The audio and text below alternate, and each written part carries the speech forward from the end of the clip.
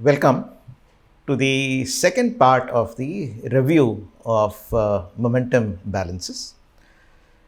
We realize that the review itself is just too long and there's just no point in having more than about half an hour at a time. Okay? Even though we go for little long periods, you could always stop whenever you want and then come back. Whenever you feel tired, you should do that. That's one of the nice things about this mode of learning. I think you should make full use of it. You should start looking at it with a fresh, clear mind. Okay, let's continue. I hope we go a little faster, another half an hour, maybe, we must be able to get done. Otherwise, we'll do a part three of this, maybe. Okay. We in the earlier part we reviewed whatever we did till this point, which was the shell balances, shell momentum balances, and the derivation of the equation of motion, application of the equation of motion to simplify the analysis that was possible, that was done using shell balances, or you could get to insights much quicker if you use the equations of motion subject to certain constraints. You should know where to apply it properly. Let's start using the equation of motion to get insights into processes, aspects that are fundamental to pretty much all aspects of biological engineering. Okay. The first one is flow through a cylindrical pipe. We started out with this vertical pipe. I hope you figured out why we looked at a vertical pipe instead of a horizontal pipe. Okay, I'd let you figure that out. The flow, of course, has flow through a pipe has various different applications. Flow in micro devices, flow in inside the human body, flow of gases and fluids in the bioprocess industry, and so on and so forth. And we said we'll consider a laminar flow of a Newtonian fluid and down a cylindrical pipe placed vertically. We applied the equations of motion to this situation where it is applicable. Then we got some insights that the pressure does not vary with the radius, the pressure does not vary with theta, and therefore the pressure across a cross section is the same. Okay. Across a cross section is the same, across the length it will vary. Then we got the velocity profile through quite a bit of derivation. Okay, please go through this. Interesting to solve if at all you are math oriented. Otherwise, you should know at least how to solve these things. Okay, when you have functions of ordinary differential equations of two different functions on either side, they can only be equal if they are both equal to the same constant. And using that result from mathematics, then we could get to the velocity profile in fluid flow. Yes, the velocity profile is this Vz. Okay, this is vertical flow. So Vz at any radius equals minus delta P. Delta P is PL minus P naught, minus delta P is the pressure drop as it is called, it is P naught minus PL, times r squared by 4 mu L, 1 minus r by r, the whole squared, where r is the radius of the cylindrical tube.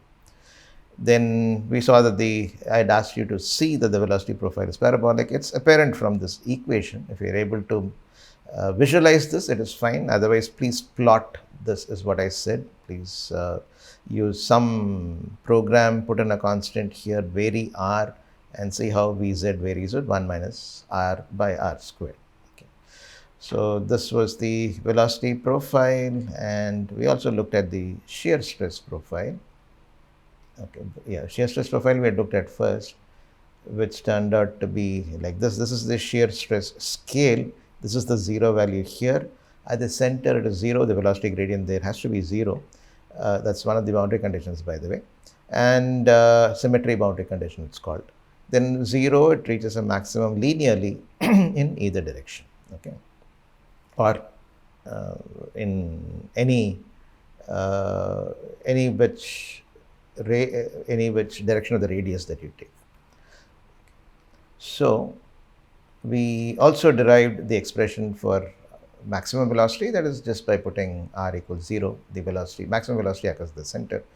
Then we got the average velocity, which turned out to be half the maximum velocity.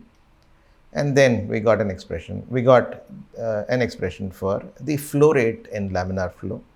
And this is the famous Hagen-Poiseuille equation, Q equals pi by 8 mu L r power 4 times minus delta P.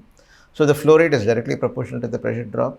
The flow rate is proportional to the fourth power of the radius. You double the radius, the flow rate increases 16-fold. Okay. So these are good insights that we saw. Of course, it is inversely proportional to mu, L, and so on and so forth. Typically, we'd like to compare for a given situation, or depends on your need for comparison. This is the relationship. You can use this relationship whichever way you want. Fine. Then we looked at the shear stress. Well, this was a shear stress profile. Yeah, that came later, is it? Yeah, that came later, I suppose. We got the shear stress profile by looking at the other equation, right? And that was the linear shear stress profile. Okay, we had already discussed this. And then we looked at the application to capillary flow. In the capillary flow, the only difference was the pressure drop is due to the capillary action. The adhesive and the cohesive forces, the adhesive forces being much larger between the liquid and the solid surface compared to the cohesive forces between the liquid molecules, and therefore it gets the liquid rises on its own in a capillary situation. There is an expression that you have for the surface tension pressure, which you could use in the place of delta P to get the various flow aspects when the flow is purely capillary flow. And so we got an expression for the flow rate as pi gamma, gamma is the surface tension, by 4 mu L r cubed cos theta in this case. And then we also talked about the penetration velocity, which is of interest in these studies, which can be found by flow rate divided by 4 pi r squared, and we have an expression for that. And if you integrate this penetration velocity is nothing but d dt of the length that has been traveled. The length that has been traveled, the penetration length, is of importance in studies, and that can be obtained by integrating this expression. So that is what we could do. So the capillary flow, the porous media, which is a set of interconnected voids of various shapes in a bed of solids, that can be modeled as the bed with a lot of capillaries in them, and you could get the same expression. And this model, capillary flow in porous media, can be used to describe flow across any tissue, whole organs, and in the soil, of course, in tissue regeneration, and so on and so forth. There are various applications. The application is only limited by our imagination. Okay, so we have some fundamental concept which can be applied to various different aspects. That's the power of this course. Okay, then this was the expression that was given as the penetration length, which could be helpful. Then we looked at Couette flow. Couette flow is the flow between cylinders, concentric cylinders, the flow happening in the space between the concentric cylinders, in the annular space between the concentric cylinders, and the flow is typically a tangential flow. And this geometry has the advantage of providing very defined shear stresses on cells and so on and so forth. You could use it for that. We have used it for that. Others have also used it for that. We have used it to cultivate cells under constant shear stress or a narrow range of shear stress, defined shear stress. You could actually calculate the shear stress that the cells are experiencing. And that has given us a lot of insights into the behavior of cells. We derived the expression. Instead of going through that, let me give you the final expression. Yeah, I think, yeah. The final expression for the velocity, the v theta, the tangential velocity, was this. Again, by using the equation of motion, we derived this with appropriate boundary conditions and so on. V theta equals omega naught, the angular velocity of the outer cylinder. In this case, the outer cylinder alone is rotating, the inner cylinder is stationary. Omega naught r, kr by r minus r by kr divided by k minus 1 by k. So this was the velocity profile. And we could also get the shear stress profile. Therefore, we have a clear idea as to what the cells are experiencing. That was minus 2 mu omega naught r squared, k squared by k squared minus 1 times 1 by r squared, function of r, of course.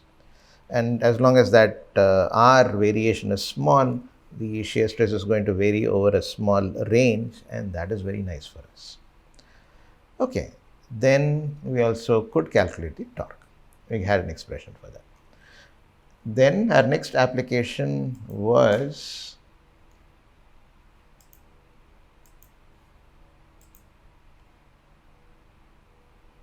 I think we discussed the dimensional analysis using non-dimensional numbers. We said that even if you don't have insights into the process, you could analyze on the basis of dimensions using the Buckingham Pi theorem and get beautiful insights out of it. We had applied the dimensional analysis to a situation that we already know, that's a flow through a pipe. The relationship between the pressure drop and the other relevant parameters of flow, okay, flow and the geometry and so on and so forth. We got the relationship just by using, we got the form of the relationship just by using or just by analyzing the dimensions of the various things using the Buckingham Pi theorem and of course methodology that was shown. And I said that the methodology has steps which have proven by practice. There is no mathematical proof for them. It has been proven by practice. It works most of the time, or at least it has worked in all cases that I have seen so far. So that was what was illustrated to you. I think I will not take too much time on that. You can go and use this. So I was taking you from a very rigorous view to a completely, completely an approach that was based on experience, macroscopic aspects, and so on and so forth. That is the dimensional analysis part of it, which also can give us this. And then we switch back to that approach of getting insights. Then we realized the mathematics can be quite daunting in certain cases. You could use numerical methods to solve such equations.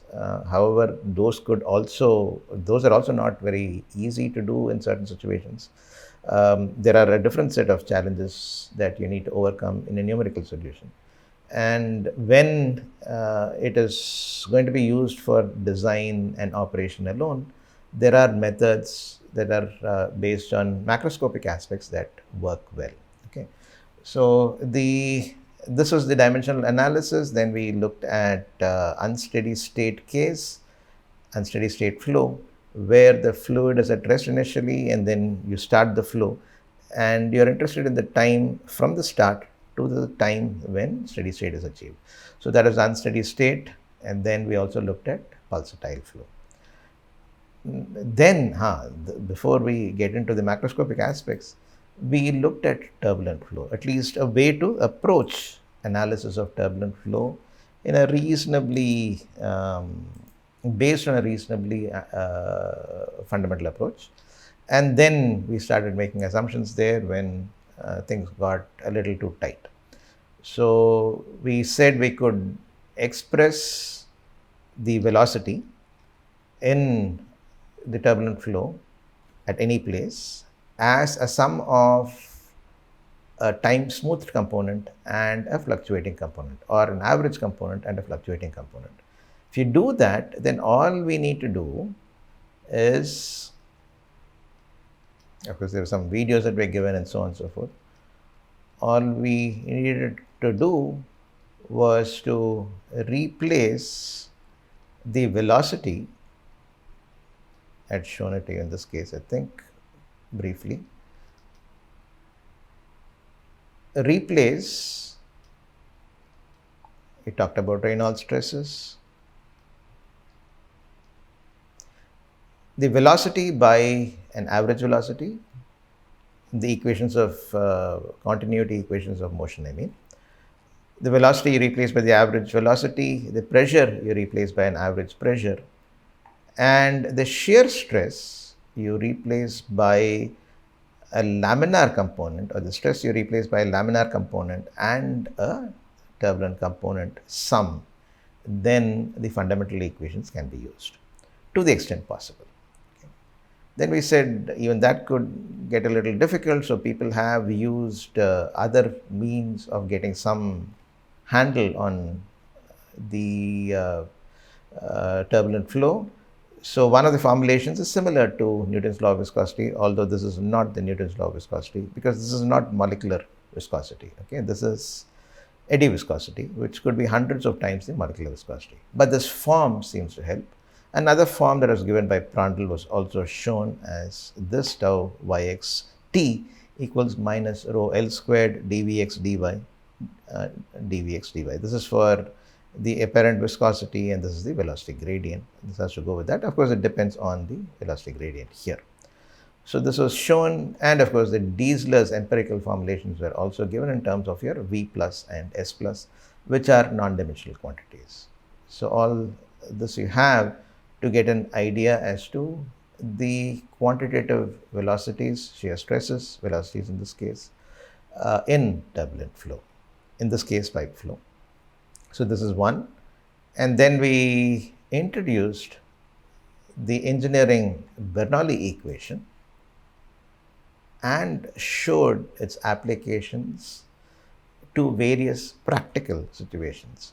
So engineering Bernoulli equation, although engineering Bernoulli equation can be derived from basic momentum balance, the applications over cross sections and so on and so forth help us to get a lot of design aspects in a rather straightforward fashion, in an easy fashion, compared to an in-depth understanding. Nothing beats an in-depth understanding, because there, if you understand it in depth, the generality of application is so wide. Okay, so always the aim of engineers is to go deeper and deeper and understand things better and better, thereby improving the generality of applications. For immediate applications, some immediate applications such as this piping network. Before that, the engineering Bernoulli equation was delta P by rho plus delta V squared by 2 plus G delta Z. This is the ideal Bernoulli equation that you have already seen. We add the frictional losses per unit mass and the shaft work per unit mass. You get the engineering Bernoulli equation. And we looked at the applications of this. We also said that we will look for a friction factor, as it is called, a friction factor that we defined in a certain way, the shear stress versus the stress, or the kinetic force per unit area divided by the kinetic energy per unit volume. That's the way we defined our friction factor. We looked for a friction factor through a straight horizontal pipe, and we got to a way of handling that. An expression for that we got 4f L by d V squared by 2, if I remember right. Yeah, 4f L by d V average squared by 2. This was the frictional loss per unit mass in a straight pipe. This we actually derived. And then, this hydraulic radius, which is cross-sectional area divided by the wetted perimeter, this formulation allowed us to extend the results to non-circular geometries. That way it is a simple formulation, but it's a powerful formulation. Then we saw how we could get the value of friction factor through this fanning friction chart, as it is called. There's also a Moody's friction factor chart, Moody's chart as it is called. There's a slight difference. The value of F is slightly different between the fanning friction factor and Moody's friction factor chart. However, let's not get into that. This is the fanning friction factor chart. You need the Reynolds number and the roughness factor, if at all it is in turbulent flow, to get the friction factor. If it is in laminar flow, all you need is 16 by NRE, you will get the friction factor. So you have this, and we saw applications. This is the engineering Bernoulli equation itself, and we saw the applications to a piping network.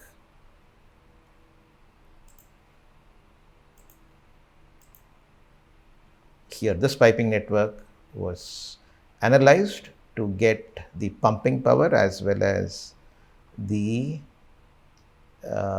pressure drop. Okay, both these design aspects were obtained by using or applying the engineering Bernoulli equation to this piping network.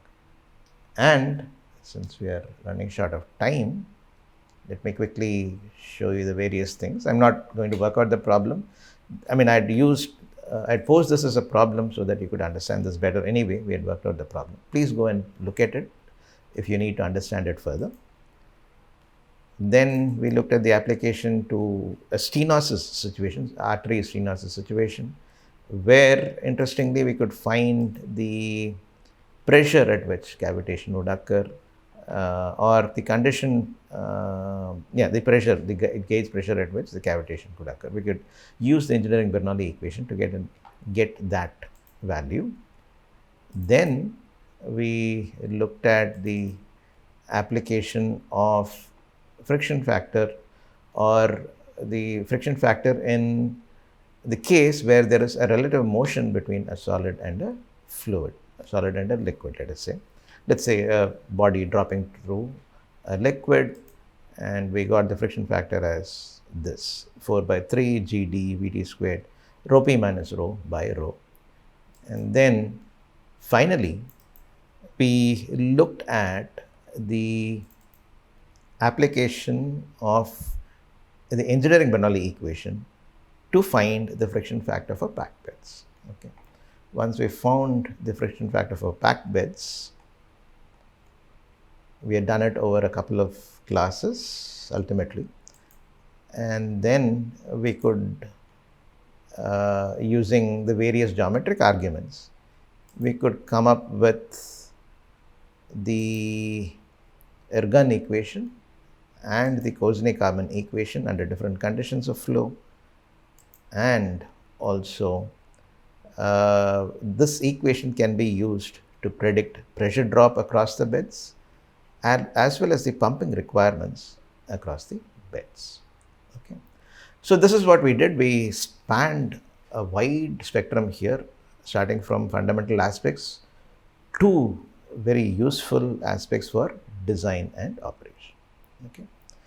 I think we will stop here in this class, and when we start up again in the next class, we will start looking at the next conserved quantity, the flux of the next conserved quantity, which happens to be heat energy.